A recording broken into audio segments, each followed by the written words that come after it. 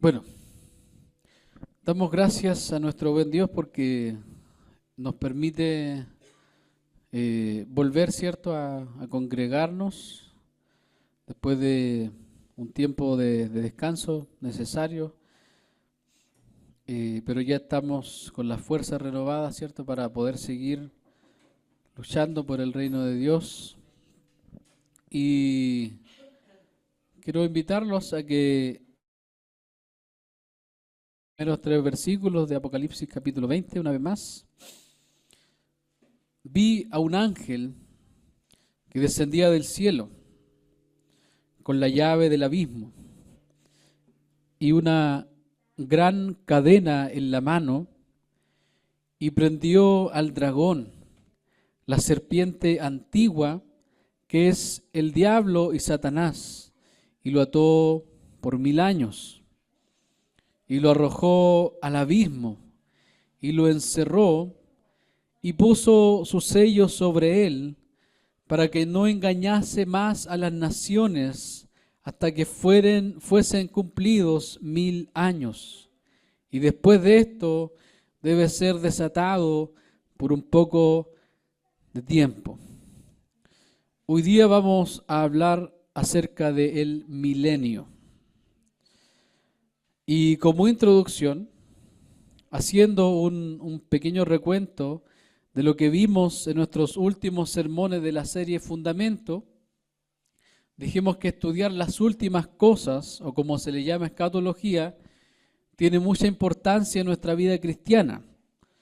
Porque como decía el autor Anthony Joequema, la escatología no debe ser considerada como algo que se halla solo en libros de Daniel, solo en libros como Daniel y Apocalipsis, sino como un aspecto integral de toda la revelación bíblica, como algo que domina y permea el mensaje entero de la Biblia. Por eso vimos el libro de Daniel y la profecía de las 70 semanas, que nos mostró la primera venida del Señor para triunfar sobre el pecado y la muerte y triunfar sobre los poderes de Satanás.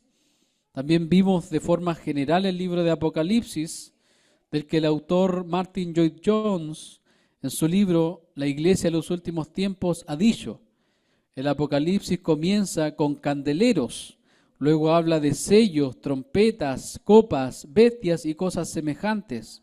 Se transmite la verdad, pero de forma pictórica. Y creo que parte de los problemas con respecto a la interpretación del libro han surgido porque a menudo las personas se han olvidado de eso. Tenemos un deseo innato de considerar todo literalmente. No vemos que el propio libro nos dice al comienzo mismo que está revelando las cosas de esta manera específicamente simbólica.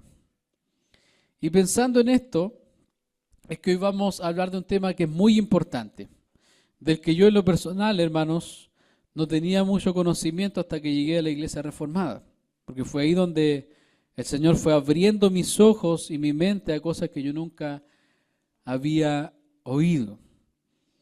Y usted se preguntará, ¿qué es el milenio?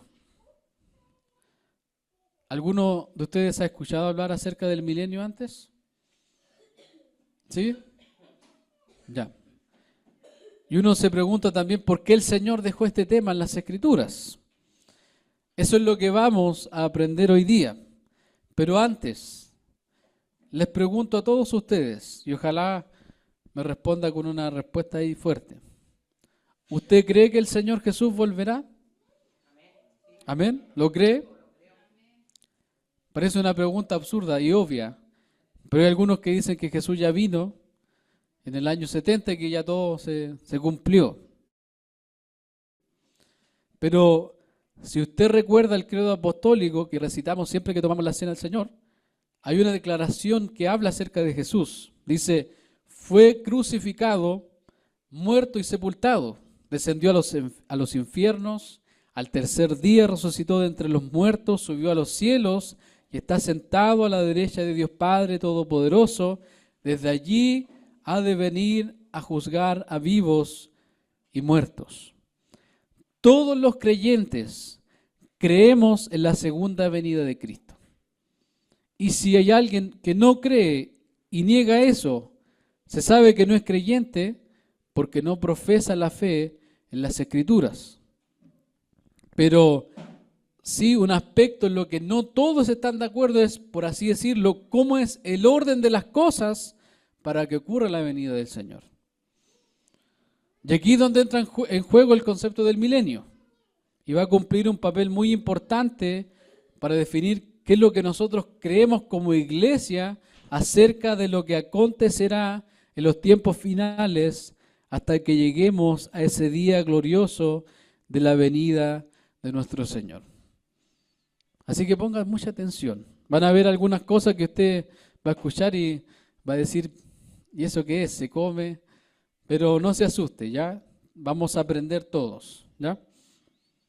Entonces, para que usted sepa, respecto al tema del milenio, respecto a Apocalipsis capítulo 20, hay diferentes formas de interpretar lo que es el milenio. Y hay muchas diferencias también entre todos estos puntos de vista. Y aquí miren, escuchen esto. La primera postura que yo quiero presentar de forma breve es la que se conoce como premilenial dispensacional. ¿Puede repetir? Premilenial dispensacional. Ya, esta postura piensa que el milenio es un milenio literal, es decir, son 1000 años así literales. Ellos piensan que la venida del Señor va a ocurrir después del rapto secreto y después de la gran tribulación. Ellos lo que piensan es que primero viene un rapto secreto donde el Señor se lleva a su iglesia, después 7 años de gran tribulación, un periodo de mucha tribulación, y luego de eso viene la segunda venida. Y luego de la venida del Señor viene el milenio para ellos, que es un reino literal aquí en la tierra. Es muy importante que nosotros sepamos cómo entienden las cosas estas posturas. Y es muy interesante cómo esta postura entiende Israel y la iglesia. Y aquí quiero decirles que aquellos que creen en la postura premilenial, dispensacional, piensan que Israel y la iglesia son distintos y que hay un plan de Dios para cada uno. Y aquí yo quiero hacer un paréntesis, ¿ya? Antes de ir a analizar un poco las otras posturas de las que vamos a hablar. Porque déjame decirte que acá en América Latina lo que más predomina es la postura que acabo de decir, premilenialismo dispensacional. Nosotros venimos, yo creo que la mayoría venimos de iglesias con esa postura. Si usted se da cuenta, cada vez que pasa algo en la nación de Israel, muchas personas se alarman y comienzan a citar textos bíblicos o profecías pasadas que ya se cumplieron respecto a dicha nación. También es normal ver banderas de Israel en muchas iglesias, porque hay ignorancia de cuál es el verdadero Israel. El premilenialismo dispensacional propone que el milenio será un periodo de la historia en el que Dios vuelva a cumplir sus promesas del Antiguo Testamento hechas a la Israel étnica después que concluya esta era de la iglesia moderna en la que vivimos hoy. Como tal, el milenio será un estado de dominio judío sobre todo el mundo, junto con el templo y sacerdocio judío recién restaurados. Eso es lo que ellos piensan. Ellos dicen, el milenio, que viene después de la segunda venida del Señor, va a ser un reinado de los judíos en el mundo, van a tener un templo reconstruido, el sistema de sacrificios vuelve a lo que era antes. La mayoría de los que profesan esta forma de escatología esperan además, como les decía, la reconstrucción del templo de Israel, y el retorno de los sacrificios del tiempo del Antiguo Testamento, y todo esto ocurriendo durante el milenio. Ven a la profecía de las 70 semanas de Daniel como algo que aún no se cumple y que se cumplirá finalmente después de que el templo sea reconstruido. Por ejemplo, ahí acuérdense que en esa profecía habla de la abominación desoladora. Entonces ellos piensan que en el tiempo cuando el tercer templo se reconstruya, va a venir el anticristo y va a profanar ese templo. Eso es lo que ellos entienden. Por esto ellos están atentos a lo que pasa en Israel. Y usted va a encontrar noticias, debates con respecto a esto por todas partes. Por ende es una posición que en lugar de estar centrada en Cristo, está centrada en Israel. Quería enfatizar esto porque nuestra preocupación en estos tiempos no debe ser la nación de Israel. Tampoco debemos alarmarnos por lo que pasa en dicha nación. El Israel étnico-político no es el reloj profético de Dios. ¿Ya?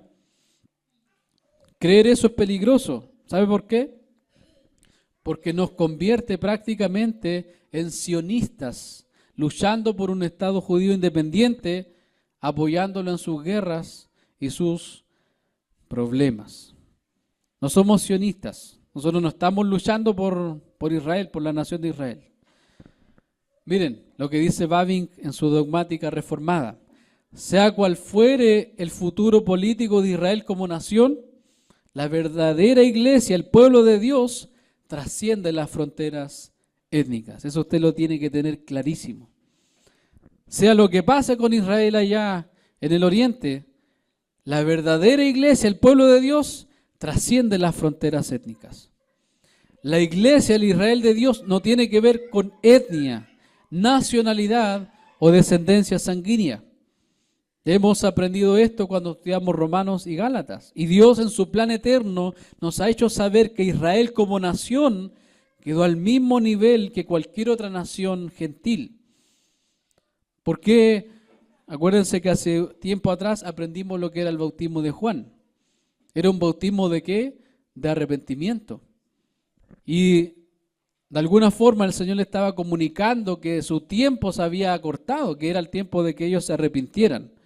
Jesús en su ministerio terrenal le dejó en claro que el reino de Dios le fue quitado por su falta de arrepentimiento. Ellos rechazaron a Jesús, por ende todo el que rechace a Jesús queda excluido del pueblo de Dios, tenga la sangre que tenga. El problema de Israel, hermanos, no son sus enemigos, no son sus guerras, sino que es que muchos de ellos no han creído en Jesús. Acompáñenme a las Escrituras en Romanos capítulo 2.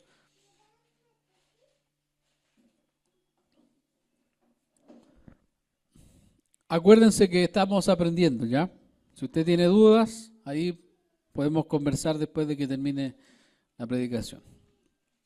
Romanos capítulo 2, versículos del 28 al 29 dice: pues no es judío el que lo es exteriormente, ni en la circuncisión la que se hace exteriormente en la carne, sino que es judío el que lo es en lo interior, y la circuncisión es la del corazón, en espíritu, no en letra, la alabanza del cual no viene de los hombres, sino de Dios.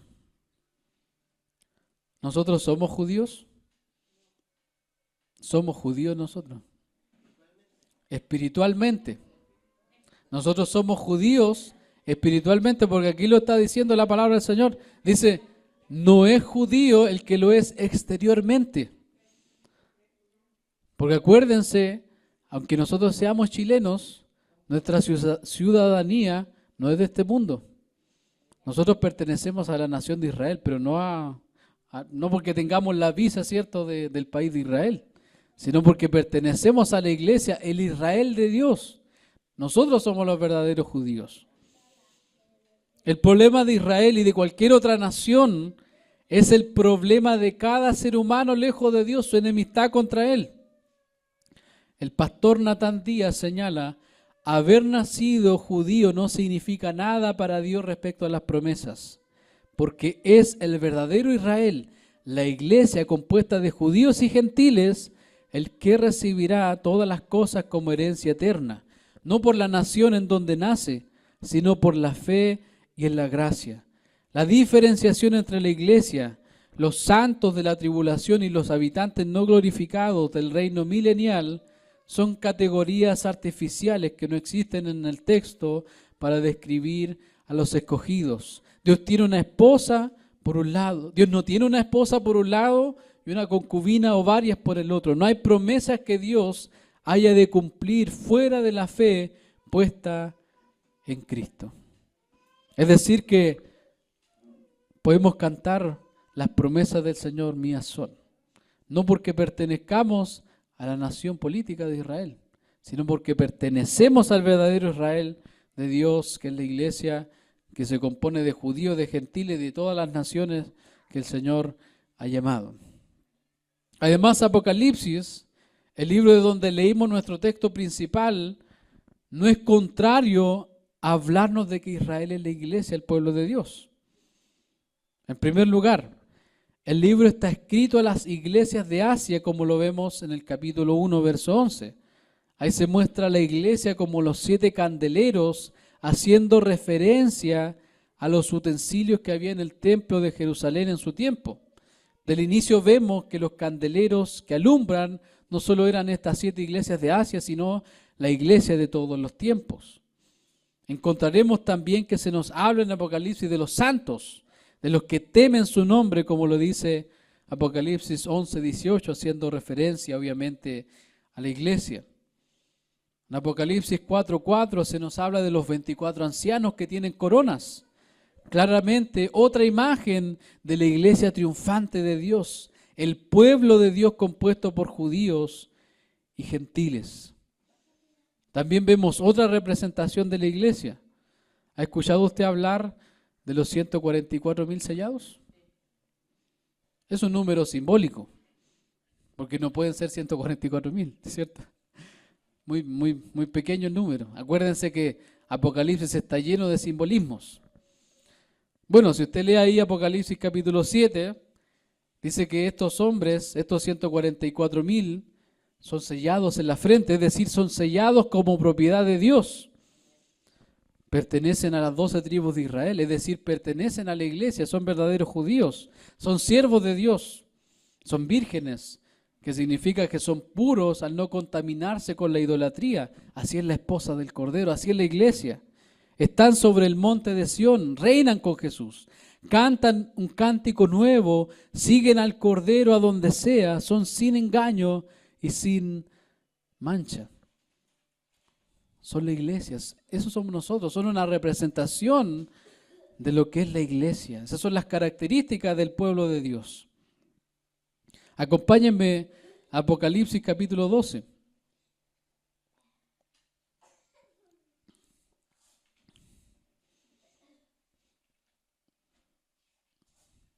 Recuerden que Apocalipsis no fue inspirado para que nosotros nos rompamos la cabeza leyendo, sino para el consuelo de los creyentes, para el ánimo de los creyentes. Miren lo que dice Apocalipsis 12 del 1 al 6. Apareció en el cielo una gran señal, una mujer vestida del sol, con la luna debajo de sus pies y sobre su cabeza una corona de 2 estrellas. Y estando encinta, clamaba con dolores de parto, en la angustia del alumbramiento. También apareció otra señal en el cielo, aquí un dragón escarlata que tenía 7 cabezas y 10 cuernos, y en sus cabezas 7 diademas. Y su cola arrastraba la tercera parte de las estrellas del cielo y las arrojó sobre la tierra. Y el dragón se paró frente a la mujer que estaba para dar a luz, a fin de devorar a su hijo tan pronto como naciese. Ella dio a luz un hijo varón, que regirá con vara de hierro a todas las naciones, y su hijo fue arrebatado para Dios y para su trono. Y la mujer huyó al desierto, donde tiene lugar preparado por Dios, para que allí la sustenten por 1270 días. Algunos piensan que esa mujer es la nación de Israel, la nación, el Israel étnico. Sin embargo, cuando uno lee estos textos, usted le pregunta, ¿usted ha escuchado en alguna otra parte donde se habla de una serpiente y una mujer? ¿Dónde? Génesis, ¿cuánto? Génesis 3:15, ¿cierto? Ahí vemos a otra imagen de una serpiente y una mujer en guerra. Es decir, que esta imagen nos comunica que Dios ha escogido un pueblo, es decir, a esa mujer, representado en el Antiguo Testamento como Israel, de la cual surge el Mesías, la simiente, que hace posible la redención y salvación de su pueblo a través de la cruz. Y aunque el dragón, el diablo, esté en contra de la iglesia y hace una guerra cada vez más fuerte, sabemos que al final la iglesia prevalecerá porque Dios mismo cuida a su iglesia. Y con esto cierro este paréntesis. Y aunque se pudiera ver algo como ajeno al sermón, debemos saber que para entender correctamente los tiempos finales, debemos saber quién es el pueblo de Dios.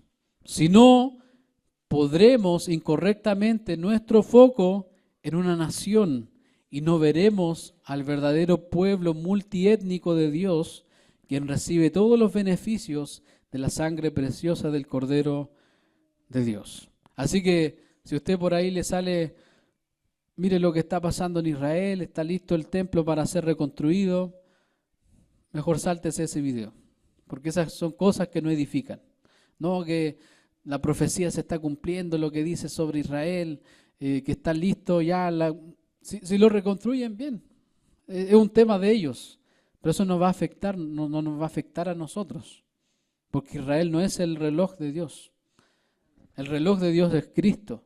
En Él se cumplen todas las cosas y nos ha dejado su palabra para apuntar todo a Él y para vernos también a nosotros como importantes en el plan de Dios. Entonces, esa es la postura a grandes rasgos, hermano, porque esto hay miles de libros, miles de matices en esto, pero eso es a grandes rasgos lo que es la postura premilenial dispensacional. También para que ustedes sepan, el ánimo de esta postura es muy pesimista, porque al final de los tiempos la iglesia fracasa de alguna forma, la iglesia es apóstata, se aparta y no cumple con su tarea. Tenemos también la otra postura que se llama premilenial histórico o clásico. Ellos piensan también que el milenio ocurre después de la venida del Señor.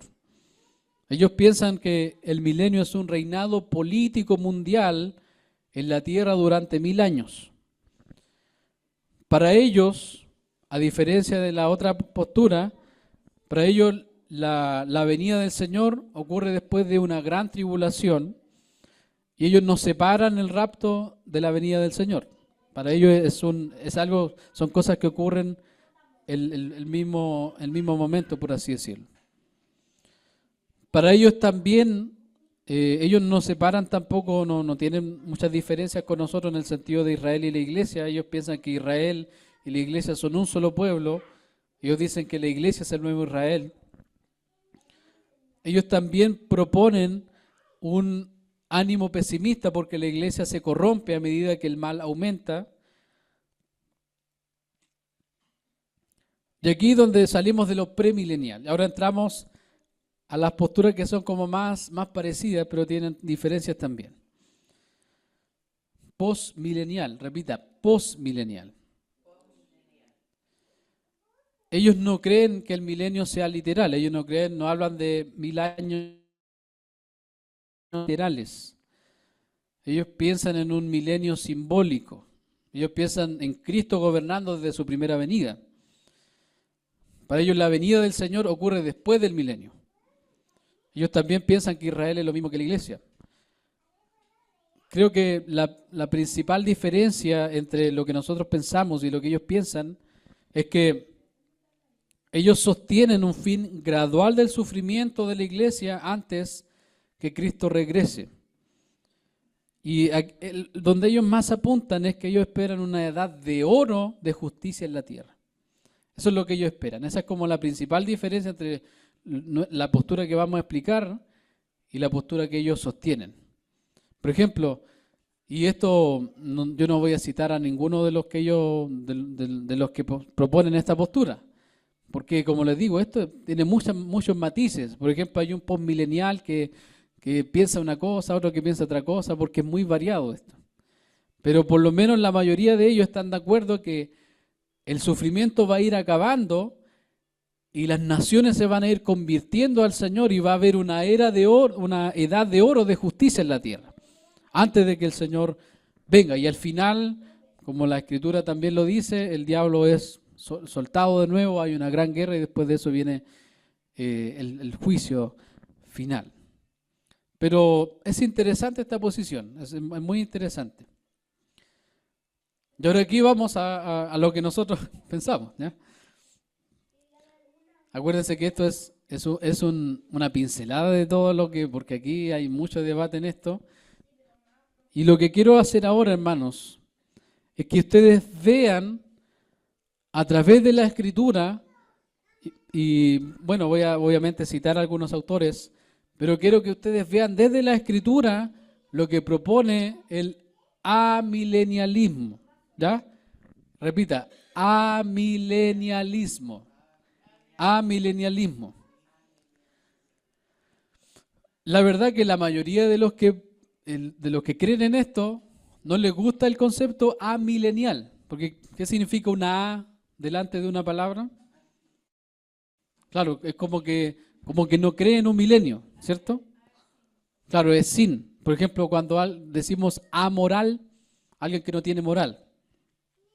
Pero no tiene que ver con que no existe un milenio para nosotros. Nosotros pensamos que no es un milenio literal tampoco.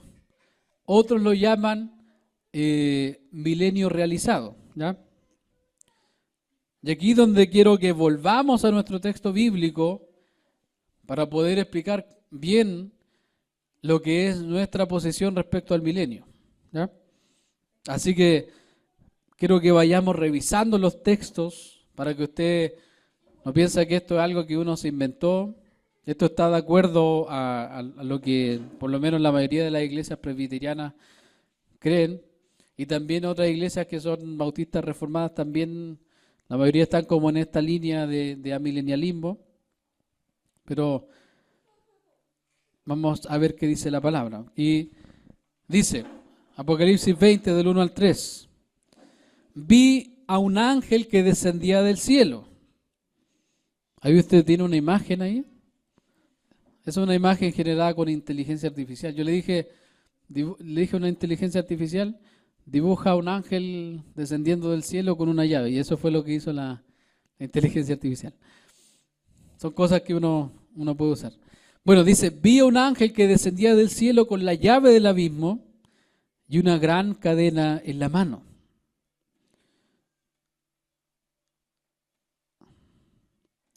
Ahí para que usted se pueda más o menos imaginar un poco la escena, ¿ya? Eso lo hizo una inteligencia artificial, yo le pedí. Dice, y prendió al dragón, la serpiente antigua, ¿que es quién? ¿Quién es la serpiente antigua? El diablo y Satanás. ¿Y lo ató por cuánto? Por 1000 años.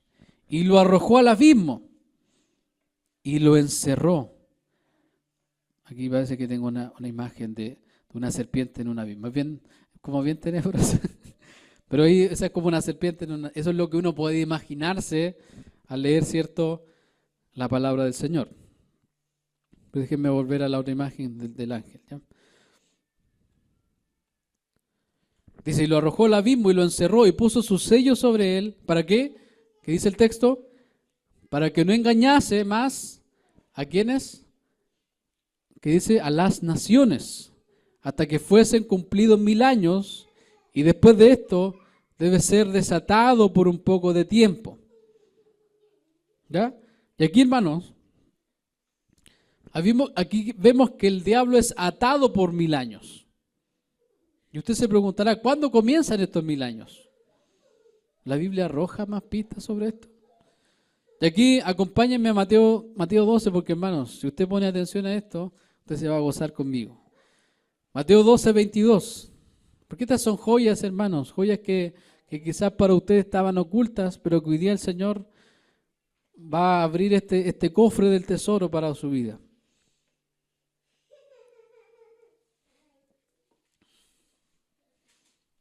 ¿Alguna vez usted oró, atamos al hombre fuerte en esta hora? No lo vuelva a hacer. Miren, Mateo 12, 22 al 29. Ponga sus ojos ahí en el texto, vamos a leer. Entonces fue traído a él un endemoniado ciego y mudo, y le sanó, de tal manera que el ciego y mudo veía y hablaba. Y toda la gente estaba atónita y decía, ¿será este aquel hijo de David? Mas los fariseos al oírlo decían, este no echa fuera los demonios, sino ¿por quién? Por Belcebú, príncipe de los demonios. Sabiendo Jesús los pensamientos de ellos, les dijo, todo reino dividido contra sí mismo es asolado, y toda ciudad o casa dividida contra sí misma no permanecerá. Y si Satanás echa fuera a Satanás, contra sí mismo está dividido. ¿Cómo pues permanecerá su reino? Escuchaba un chiste por ahí el otro día. Unos delincuentes se robaban un auto, llegaban otros delincuentes y le robaban el auto a los delincuentes. Es absurdo, ¿cierto? Y aquí Jesús le está planteando lo absurdo que es lo que ellos decían. Satanás echando fuera a Satanás. ¿Cómo pues permanecerá su reino? Y aquí el 27 dice, y si yo echo fuera los demonios por Belcebú, ¿por quién los echan vuestros hijos? Por tanto, ellos serán vuestros jueces. Pero si yo, por el Espíritu de Dios, echo fuera los demonios, ciertamente ha llegado a vosotros el reino de Dios. Y fíjense lo que dice Cristo acá en el 29. ¿Por qué? ¿Cómo puede alguno entrar en la casa del hombre fuerte y saquear sus bienes si primero no le ata? Y entonces podrá hacer ¿qué? Saquear su casa. Es muy importante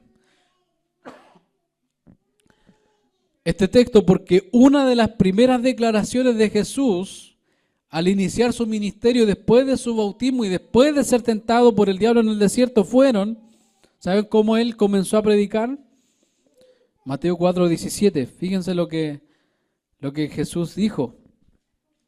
Desde entonces comenzó Jesús a predicar y a decir, arrepentíos porque el reino de los cielos se ha acercado. Es lo mismo que leíamos recién ahí en Mateo 12:28. Si yo por el Espíritu de Dios echo fuera los demonios, ciertamente ha llegado a vosotros el reino de Dios. La primera venida de Cristo y el inicio de su ministerio marcó un antes y un después en la historia de la redención. Y aquí quiero que me acompañen, por favor, hermanos. Lucas 4:17 al 21. Esto sí que es hermoso. Si hay algo que a mí me impacta es cuando el Señor deja a la gente así impactada. Hay una parte donde el Señor le habla a unos hombres y los hombres caen hacia atrás. Es increíble el poder del Señor. Mejor que Superman, mejor que esos efectos que uno ve en las películas de hoy día de superhéroes. Esto es real, hermanos, esto es real. Esto es real, hijo. Lucas 4:17 al 21. Fíjense lo que pasa aquí. ¿El Señor dónde está? En una sinagoga. Y dice, y se le dio, ¿qué cosa? El libro. Ahí en el original es el rollo. Se le dio el libro del profeta Isaías. Y habiendo abierto el libro, halló el lugar donde estaba escrito. ¿Y qué estaba escrito ahí? El Espíritu del Señor está sobre mí, por cuanto me ha ungido para dar buenas nuevas a los pobres, me ha enviado a sanar a los quebrantados de corazón, a pregonar libertad a los cautivos y vista a los ciegos, a poner en libertad a los oprimidos, a predicar el año agradable del Señor. Y enrollando el libro, lo dio al ministro y se sentó, y los ojos de todos en la sinagoga estaban fijos en él. Algo pasó, ese no fue una reunión normal ese día. Y comenzó a decirles: hoy se ha cumplido esta escritura delante de vosotros. Ahí usted puede seguir leyendo lo que pasó. Pero no estaban muy contentos los fariseos, los que estaban ahí en la sinagoga. Nuestro Señor Jesús inicia su ministerio en un Israel que se había alejado de Dios y bajo un mundo en opresión por el diablo. Piensa por un momento, en aquellos años solo la nación de Israel era los que recibían la palabra de Dios. Y las otras ciudades, las otras naciones estaban bajo la completa oscuridad, bajo el engaño de Satanás. Obviamente en la historia de la redención también vemos que muchos extranjeros reciben la palabra del Señor y son salvados. Pero los recipientes de la palabra de Dios primariamente era la nación de Israel. Pero como dice 1 de Juan 3:8, para esto apareció el Hijo de Dios, para deshacer las obras ¿de quién? Del diablo. ¿Recuerda esto? Cristo en su primera venida, en su semana, hablando en el lenguaje de Daniel, fue bautizado. ¿Y qué pasó en su bautismo? La paloma. El Espíritu del Señor reposó sobre él, fue ungido.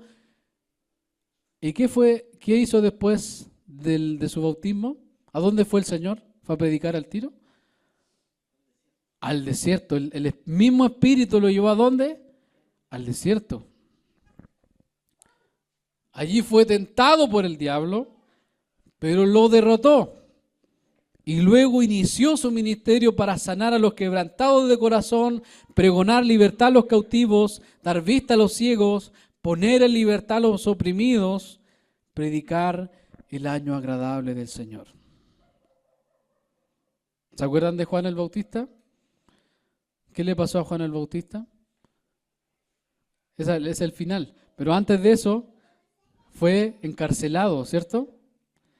Y ahí en Lucas 7:20 nos dice que Juan tuvo dudas. Juan el Bautista tuvo dudas acerca del Señor. Y aquí Lucas 7:20 dice: cuando pues los hombres vinieron a él, dijeron: Juan el Bautista nos ha enviado a ti para preguntarte. Es decir que Juan el Bautista envió mensajeros a Jesús.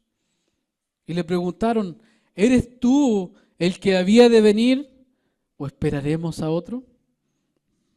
En esa misma hora, miren lo que hizo el Señor, en esa misma hora sanó a muchos de enfermedades y plagas y de espíritus malos, y a muchos ciegos les dio la vista. Y respondiendo Jesús les dijo: id a hacer saber a Juan lo que habéis visto y oído. Los ciegos ven, los cojos andan, los leprosos son limpiados, los sordos oyen, los muertos son resucitados, y a los pobres es anunciado el evangelio. Y bienaventurado es aquel que no haya tropiezo en mí. Los fariseos tenían otros comentarios acerca de Jesús. No echa fuera a los demonios, sino por Beelzebú, príncipe de los demonios. Pero Jesús les decía: pero si yo por el Espíritu de Dios echo fuera a los demonios, ciertamente ha llegado a vosotros el reino de Dios. Piensa por un momento todas las repercusiones que trajo la venida del Señor. Después de 400 años de silencio, se levanta ahí Juan el Bautista, le prepara el camino y llega el Señor. Se demoró 30 años, por así decirlo, en 30 años. Imagínense, 30 años ahí preparándose él para iniciar su ministerio. A los 30 años comienza su ministerio. Jesús les estaba diciendo a estos fariseos: lo que ustedes ven, las personas liberadas de los demonios por el Espíritu de Dios, todo eso es posible porque el reino de Dios ha llegado, porque un poder más grande que el poder de Satanás había llegado. Aleluya. Por eso dice Jesús, porque ¿cómo puede alguno entrar en la casa del hombre fuerte y saquear sus bienes si primero no le ata? Y entonces podrá saquear su casa. Mateo, hermanos, esa palabra atar, es la misma palabra que se usa en Apocalipsis 20. No sé si usted ya le está haciendo ahí la unión, el match. Tenemos algunos textos paralelos que nos ayudan a entender lo que Jesús está diciendo. Marcos 3:27. Ninguno puede entrar en la casa de un hombre fuerte y saquear sus bienes si antes no le ata, y entonces podrá saquear su casa. ¿Quién es el que ata al hombre fuerte? Jesús, ¿cierto? Así que no se le ocurra orar más, atamos al hombre fuerte de esta hora, no lo diga. Lucas 11, del 20 al 22. Y esta es clave, hermano. Por favor, búsquelo, vaya conmigo a esta. Mira lo que el médico Lucas el detalle que le agrega acá.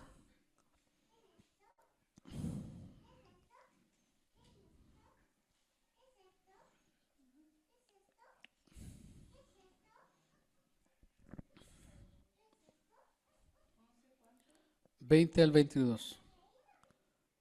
Fíjate lo que dice acá. ¿Han visto ustedes esas películas de magos que hacen así nomás y tiran un rayo? Esos todos se toman de la Biblia, todos le copian a la Escritura. Mas si por el dedo de Dios hecho yo fuera a los demonios, ciertamente el reino de Dios ha llegado a vosotros. Cuando el hombre fuerte armado guarda su palacio, en paz está lo que posee. Pero cuando viene otro más fuerte que él y le vence, le quita todas sus armas en que confiaba y reparte el botín. En otras palabras, nuestro Señor nos está comunicando que el reino de Dios ha llegado. Satanás, el dragón, la serpiente antigua, ha sido atada para que no engañe más a las naciones. Por eso el evangelio predicado, el año agradable del Señor, ha comenzado. No sé si ustedes lo ven, hermanos, pero yo lo veo. Imagina la escena, nuestro Señor siendo bautizado, la voz de Dios confirmando a su Hijo, el Espíritu Santo descendiendo a Él como paloma, y por otro lado el imperio del maligno temblando. Cada paso que Cristo daba era un temblor en el reino del enemigo. El hombre fuerte en su palacio preparando sus tropas para pelear contra uno que era más fuerte que él. Resulta que este hombre más fuerte estaba en el desierto, al parecer indefenso, con hambre, y se le acerca a tentarlo, utilizando todas sus estrategias. Si eres hijo de Dios, di a esta piedra que se convierta en pan. Jesús responde, escrito está, no solo de pan vivirá el hombre, sino de toda palabra de Dios.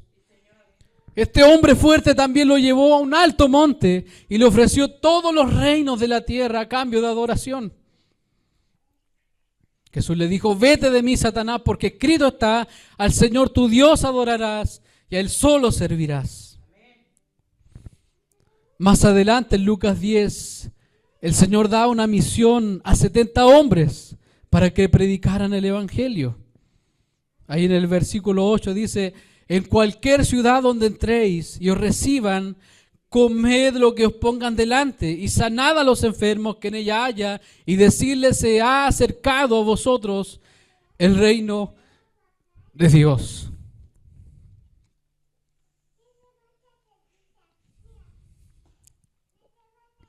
Más adelante en el verso 17, estos 70 vuelven con gozo. Les dicen, Señor, aún los demonios se nos sujetan en tu nombre. Y fíjense lo que dice el Señor. Yo veía a Satanás caer del cielo como un rayo. Yo no lo he visto eso, nunca lo he visto. Pero el Señor que ve todas las cosas, el Señor veía a Satanás caer del cielo como un rayo, mientras sus discípulos hacían la misión de Dios.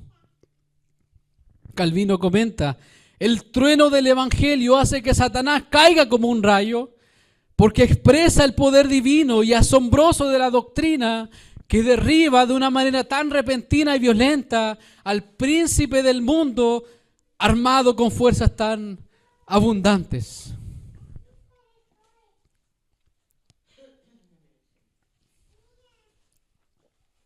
Aunque estén demonios mil dispuestos a devorarnos, no temeremos, porque Dios sabrá cómo ampararnos.